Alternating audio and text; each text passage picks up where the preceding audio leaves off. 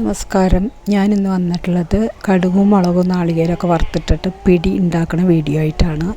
അതിന് വേണ്ടിയിട്ട് ഒരു ഗ്ലാസ് വറുത്ത അരിപ്പൊടി എടുത്തിട്ടുണ്ട്. പിന്നെ ഞാൻ ഓരോ അരിപ്പൊടിക്കും ഓരോ കണക്കായിരിക്കുമല്ലോ വെള്ളത്തിൻ്റെ. അതുകൊണ്ട് ആദ്യം വെള്ളം തിളപ്പിച്ചിട്ട് അരിപ്പൊടിയിൽ ഉപ്പിട്ട് ഇളക്കിയതിന് ശേഷം തിളപ്പിച്ച വെള്ളം ആവശ്യത്തിന് ഒഴിച്ച് കുഴച്ചെടുക്കാറാണ് പതിവ്. അതുകൊണ്ട് വെള്ളം തിളപ്പിച്ച് ഉപ്പൊക്കെ ഇട്ട് ഇളക്കിയതിന് ശേഷം കുറച്ച് തിളച്ച വെള്ളം ഒഴിച്ചിട്ട് കുഴച്ചെടുക്കാം.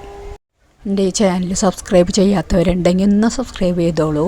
ബെല്ലൈക്കണും ഓൾ എന്നുള്ള ഓപ്ഷനും കൂടി ഒന്ന് മറക്കാണ്ട് പ്രസ് ചെയ്യണം കേട്ടോ.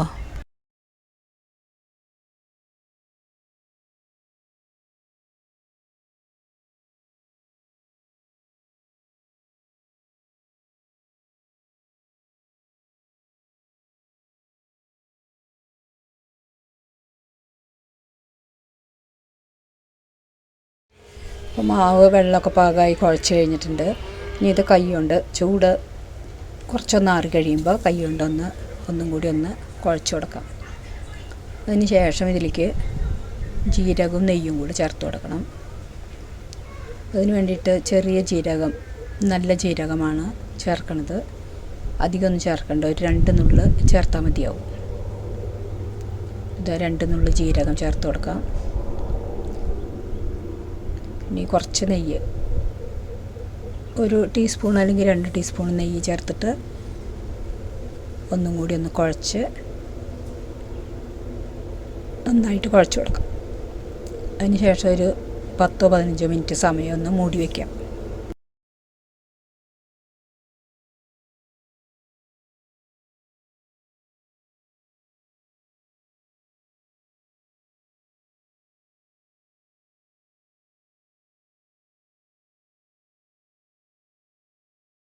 ഒരു 15 മിനിറ്റ് നേരം അടച്ചു വെച്ചുകൊണ്ട് ഇപ്പോൾ കയ്യിൽ ഒട്ടണമൊന്നുമില്ല. ഇനി ഇത് നമുക്ക് കയ്യിൽ ഇത്തിരി നെയ്യ്, എണ്ണയോ എന്തെങ്കിലും പുരട്ടിയതിന് ശേഷം ചെറിയ ബോൾസാക്കിയിട്ട് ഉരുട്ടിയെടുക്കാം. ബോൾസ് തന്നെ വേണമെന്നൊന്നുമില്ല, നമുക്ക് ഇഷ്ടമുള്ള എന്തെങ്കിലും ഷേപ്പിൽ ഉരുട്ടിയെടുക്കാം. പക്ഷെ പണ്ടൊക്കെ ഞങ്ങൾ സ്കൂൾ വിട്ട് വരുന്ന സമയത്ത് അമ്മ ഇതുപോലെയാണ് ഉണ്ടാക്കി വയ്ക്കാറ്. നല്ല ടേസ്റ്റാണത് കഴിക്കാൻ. ഇല്ലാന്നുണ്ടെങ്കിൽ കുറച്ചും കൂടി വലിയ പിടി ഉണ്ടാക്കിയിട്ട് അത് 4-6 ഒക്കെ കഷ്ണമാക്കിയിട്ട് ഇതേപോലെ കടുകും മുളകും വറുത്തിട്ട് തരാറുണ്ട്. ഇപ്പോൾ ഇതെല്ലാം ഉരുട്ടിയെടുത്തിട്ടുണ്ട്. ഇനി ഒരു ഇഡ്ഡലി പാത്രത്തിൽ കുറച്ച് നെയ്യൊക്കെ നന്നായിട്ട് തടവിയതിന് ശേഷം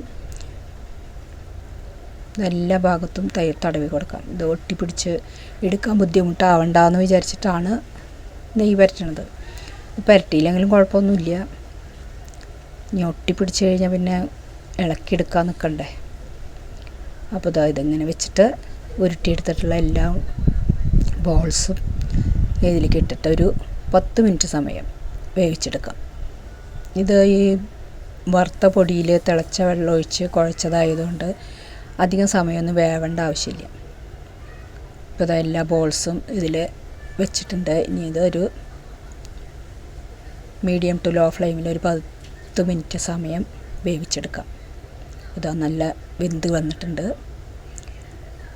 ഇനിയൊരു പാൻ അടുപ്പത്ത് വെച്ച് ഇതിലേക്ക് 1-2 ടേബിൾ സ്പൂണ് വെളിച്ചെണ്ണയാണ് ഇപ്പോൾ ചേർത്ത് കൊടുക്കുന്നത്. നമുക്ക് ഇഷ്ടമുള്ള ഓയിൽ ചേർക്കാം. അതിന് ശേഷം ഇതിലേക്ക് കടുക് ചേർത്ത് കൊടുക്കാം. എണ്ണ നന്നായി ചൂടായി കഴിയുമ്പോൾ കടുക് ഇട്ട് കൊടുക്കാം. അപ്പോൾ ഈ കടുകൊക്കെ പൊട്ടി വരുമ്പോൾ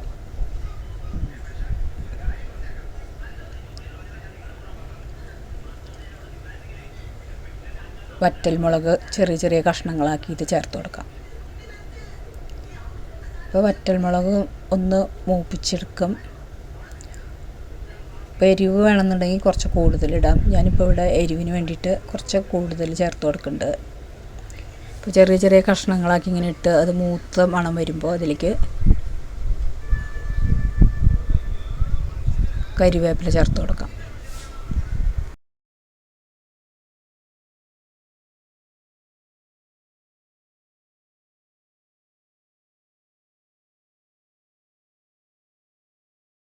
കറിവേപ്പില ചേർത്തിട്ട് കറിവേപ്പില മൂത്ത മണം വരുമ്പോൾ അതിലേക്ക് വേവിച്ച് വെച്ചിട്ടുള്ള പിടി ചേർത്ത് കൊടുക്കാം.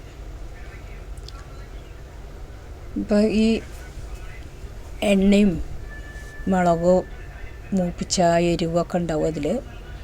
ഇതിൻ്റെ കൂടെ നമുക്ക് കുറച്ച് വേണമെന്നുണ്ടെങ്കിൽ കുറച്ച് നാളികേരം കൂടി ഒന്നിങ്ങനെ വെതറി കൊടുക്കാം. അതിന് ശേഷം അത് നന്നായിട്ട് ഇളക്കി യോജിപ്പിക്കാം. ഇപ്പോൾ അത് നല്ല ഒരു സ്നാക്ക് റെഡി ആയിട്ടുണ്ട്. 4 മണി ചായക്ക് വേണ്ടിയിട്ടാണ് ഞാനിപ്പോൾ ഇത് ഉണ്ടാക്കിയിട്ടുള്ളത്. അപ്പോൾ ഇന്നത്തെ വീഡിയോ എല്ലാവർക്കും ഇഷ്ടമായി എന്ന് വിചാരിക്കുന്നു.